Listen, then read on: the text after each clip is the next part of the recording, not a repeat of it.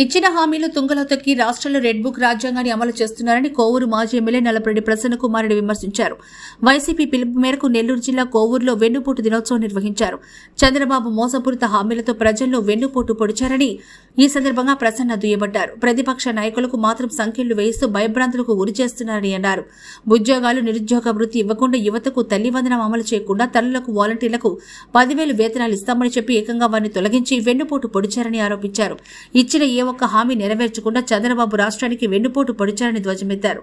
వెన్నుపోటు నాయకులకు ప్రజలు గుణపాఠం నేర్పుతారని అన్నారు.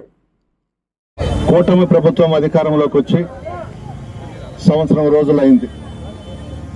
చంద్రబాబు నాయుడు, పవన్ కళ్యాణ్ ఇద్దరూ కూడా ఎన్నికల ప్రచారంలో వాగ్దానాలు చేసి అధికారంలోకి వచ్చి ప్రజలను మోసం చేసిన విషయం మీ అందరికీ తెలిసిందే. అందులో భాగంగా సూపర్ 6 అని పెట్టి చెప్పని అబద్దం చెప్పకుండా చెప్పి ప్రజలను మోసం చేశారు. యువతకు 20 లక్షల ఉపాధి అవకాశాలు లేదా నెలకు 3,000 నిరుద్యోగ భృతి అని చెప్పారు. స్కూలుకు వెళ్లే ప్రతి విద్యార్థికి ఏడాదికి ఆ కుటుంబంలో ఎంతమంది ఉంటే అంతమందికి ఒక్కొక్కరికి 15,000 ఇస్తామన్నారు. ప్రతి రైతుకు ఏటా 20,000 ఆర్థిక సహాయం చేస్తామన్నారు. ప్రతి ఇంటికి ఉచితంగా ఏడాదిగా 3 గ్యాస్ సిలిండర్స్ ఇస్తామని చెప్పి అందులో ఇంకా 1,50,00,000 మందికి సిలిండర్స్ గ్యాస్లు ఇవ్వకుండా మభ్యపెట్టిన విషయం కూడా మీ అందరికీ తెలుసు. 18 సంవత్సరాలు దాటిన ప్రతి మహిళకి నెలకు 1,500 రూపాయలు ఇస్తామని చెప్పారు. మహిళలకు ఉచిత బస్ అని చెప్పినారు. ఎక్కడా కూడా చెప్పినవి అమలు చేయలేదు. ఈ సంవత్సరం రోజుల్లో చంద్రబాబు నాయుడు, పవన్ కళ్యాణ్ చేసింది ప్రతి గ్రామంలో 3 నుండి 4 బెల్ట్ షాపులు, పెద్ద గ్రామాల్లో 10 నుంచి 15 బెల్ట్ షాపులు పెట్టి ప్రజల జీవితాలతో చెలగాటమాడుతూ పసుపు కుంకుమాలను అవమానిస్తా ఉన్నారు. రికార్డు స్థాయిలో గంజాయి సప్లై జరుగుతూ ఉంది ఈ రాష్ట్రంలో. పట్టించుకున్న ముఖ్యమంత్రి లేడు, ఉప ముఖ్యమంత్రి లేడు, మంత్రులు లేరు, జిల్లాలో ఎమ్మెల్యేలు లేరు. ఈ గంజాయి వల్ల విద్యార్థులు, ఇంజనీరింగ్ కాలేజెస్ లో చదివే విద్యార్థులు, డిగ్రీ కాలేజీల్లో చదివే విద్యార్థులు చాలా మంది దీనికి అలవాటు పడి ప్రాణాలు కూడా కోల్పోతా ఉన్నారు. అరికట్టలేదు. అదేవిధంగా పేదలకు రేషన్ కష్టాలు. జగన్మోహన్ రెడ్డి గారు ముఖ్యమంత్రిగా ఉండగా రేషన్స్ కి సంబంధించి వెహికల్స్ పెట్టి నేరుగా ఇంటికే చేర్పించే విధానం తీసుకొచ్చి భారతదేశ చరిత్రలోనే ఎక్కడా లేని విధంగా జగన్మోహన్ రెడ్డి గారు అమలు చేస్తే ఈ రోజు చంద్రబాబు నాయుడు దాన్ని తీసివేసి ఈ రోజు రేషన్ షాపుల దగ్గర అవ్వా తాతలు పడుతున్నటువంటి బాధలు మీరు చూస్తా ఉన్నారు టీవీ ఛానల్స్ లో. నిన్ననే ఒక మహిళ కూడా చనిపోయింది. దాదాపు 9,200 వెహికల్స్ ఆపరేటర్లు ఆధారపడి దాని మీద జీవనం గడుపుతుంటే వాళ్ళ పొట్టగొట్టిన ఘనత కూడా చంద్రబాబు నాయుడు. ఇవన్నీ ఒక్కసారి చూస్తా ఉంటే బాధేస్తుంది. వాలంటీర్స్ విషయం తీసుకోండి. నెలకి 10,000 ఇస్తామన్నారు, కంటిన్యూ చేస్తామన్నారు. ఈ రోజు వాలంటీర్స్ కి కూడా పంగనామాలు పెట్టేశారు. జగన్మోహన్ రెడ్డి గారి ప్రభుత్వంలో వాలంటీర్స్ వ్యవస్థ చాలా బాగా పనిచేసింది. ప్రతి ఇంటికి వెళ్లి పెన్షన్లు అందజేయడం, చిన్న బిడ్డలైనా కూడా చాలా బాగా కష్టపడి పనిచేశారు. ఈ రోజు ఆ నెలకి 10,000 ఇస్తానన్నటువంటి ఆ జీతం ఏమైందో వాలంటీర్స్ ని పట్టించుకునే వాళ్లే లేరు ఈ రోజు. అదేవిధంగా ప్రభుత్వ ఉద్యోగులకు, టీచర్స్ కు, రిటైర్డ్ ఎంప్లాయీస్ కు మనవి చేస్తా ఉన్నా, వైఎస్ఆర్ కాంగ్రెస్ పార్టీ మీకు ఎప్పుడూ అండగా ఉంటుంది. జగన్మోహన్ రెడ్డి గారు ముఖ్యమంత్రిగా ఉన్నప్పుడు ఉద్యోగులకు, టీచర్స్ కు, ముఖ్యమంత్రి గారికి కొంత గ్యాప్ వచ్చింది. జీతాలు కూడా 1వ తేదీ ఇవ్వలేకపోయినాం. ఎందుకు ఇవ్వలేకపోయినామంటే పేద ప్రజలకు సంక్షేమ పథకాలు ఇస్తూ చెప్పిన మాట తప్పకుండా అందరికీ కూడా బట్టలు నొక్కి సంక్షేమ పథకాలు పెద్ద ఎత్తున ఇవ్వబట్టే 1వ తేదీ జీతాలు ఇవ్వలేకపోయినాం. 10వ తేదీ కల్లా జీతాలు ఇచ్చేవాళ్ళం. అదేవిధంగా టీచర్స్ విషయం చాలా చేశారు. కానీ ఒక ఐఏఎస్ అధికారి ప్రవీణ్ ప్రకాష్ వల్ల టీచర్స్ అందరూ కూడా జగన్మోహన్ రెడ్డి గారికి దూరం అయినారు. అతను ఒక పిచ్చోడు. అతన్ని ముందు జీఏడీలో వేశారు, తర్వాత జగన్మోహన్ రెడ్డి గారు పేషీలో పెట్టుకున్నాడు, తర్వాత టీచర్స్ మీద రుద్దాడు. టీచర్స్ ని చిత్రహింసలు పెట్టాడు ప్రవీణ్ ప్రకాష్. టీచర్స్ లో కూడా 70% జగన్మోహన్ రెడ్డి గారి అభిమానులు ఉన్నారు.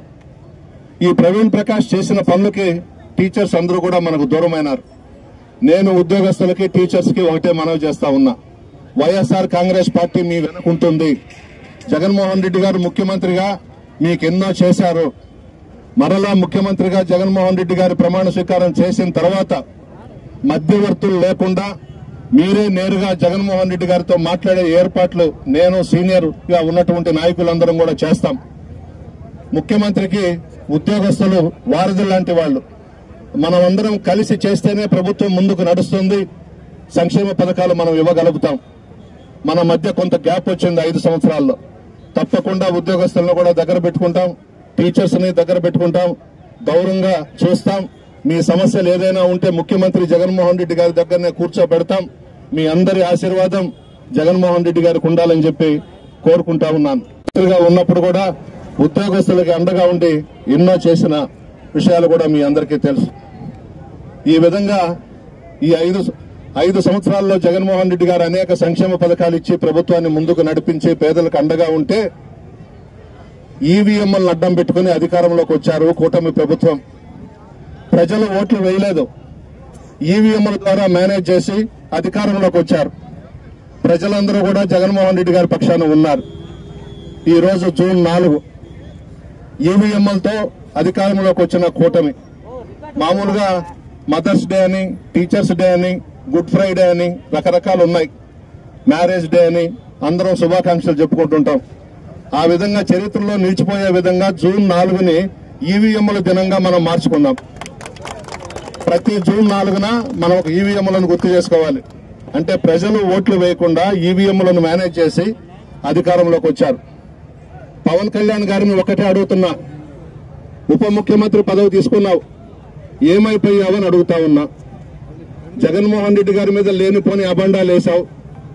జగన్మోహన్ రెడ్డి గారు ముఖ్యమంత్రిగా ఉన్నప్పుడు వాలంటీర్స్ అందరూ కూడా 30,000 మంది మహిళలను తప్పిపోయే విధంగా చేశారని మాట్లాడావు. ఈ రోజు చంద్రబాబు ముఖ్యమంత్రిగా ఉన్నాడు, నువ్వు ఉప ముఖ్యమంత్రిగా ఉన్నావు. ఎందుకు ఎంక్వైరీ వేయలేకపోతున్నావు? బయటకు తీయండి. నువ్వు చెప్పిందే కదా 30,000 మంది మహిళలు జాడ తెలియడం లేదని. ఈ రోజు నీకు ఉప ముఖ్యమంత్రి పదవి తీసుకుని ఇంట్లో కూర్చొని హ్యాపీగా విలాసవంతమైనటువంటి జీవితం నువ్వు గడుపుతున్నావు. పవన్ కళ్యాణ్, నిజంగా నీకు చిత్తశుద్ధి ఉంటే నువ్వు ఉప ముఖ్యమంత్రి పదవికి రాజీనామా చేసి, చంద్రబాబు చేసినటువంటి వాగ్దానాలు ఇవ్వలేదు కాబట్టి నేను నా పదవికి రాజీనామా చేస్తున్నాను, ప్రజల పక్షాన పోరాడతానని బయటకు రా. ఎందుకు రావడం లేదు? అంటే నీకు ప్రజల కన్నా, మీ కాపు కులస్తుల కన్నా నీకు పదవి ముఖ్యమైపోయింది. ఈరోజు చంద్రబాబు ముఖ్యమైపోయినాడు. నువ్వు కూడా ప్రతి జిల్లాలో చంద్రబాబు నాయుడు కరపత్రం పట్టుకుని ప్రచారం చేశావు, సూపర్ 6 పథకాలు చెప్పావు. ఈ రోజు ఇంట్లో కూర్చుని గమ్మునున్నావు, బయటికి రా. చంద్రబాబు నిలది. మీ కుటుంబానికి మంచి పేరుంది, మీ తండ్రి గారికి, మీ అన్న చిరంజీవి గారికి రాష్ట్రంలో, పక్క రాష్ట్రంలో, భారతదేశంలోనే తెలుగు ప్రజల్లో మంచి పేరుంది. అటువంటి పేరుని చెడగొడుతున్నావు. నిజంగా చిత్తశుద్ధి ఉండే, ప్రజల మీద నీకు అభిమానం ఉంటే బయటకు రా. బయటకు వచ్చి ప్రజల తరపున పోరాడు, రిజైన్ చేయి ఉప ముఖ్యమంత్రి పదవికి. ఒక్కటిగాను ఒక్క పథకమైనా ఇచ్చారా? ఈ 6 సూపర్ 6ల్లో ప్రజలను మభ్యపెట్టి, ప్రజలను ఇబ్బందులు పెట్టి ఈ రోజు కష్టపెడుతున్నారు. అందుకనే మా నాయకుడు వైఎస్ జగన్మోహన్ రెడ్డి గారు ఇచ్చిన పిలుపు మేరకు ఈ రోజు కోవూరులో మా నాయకులు, కార్యకర్తలు, అదేవిధంగా వాలంటీర్స్, రేషన్ షాపు, వెహికల్స్ సంబంధించిన వాళ్ళు, ఆటో యూనియన్ వాళ్ళు అందరూ కూడా మాకు సంఘీభావం తెలిపారు. పార్టీ నాయకులు, కార్యకర్తలు, మహిళలు అందరూ కూడా పెద్ద ఎత్తున ముందుకొచ్చి సంఘీభావం తెలిపినందుకు నా ధన్యవాదాలు తెలియజేస్తూ చలపతి గారు.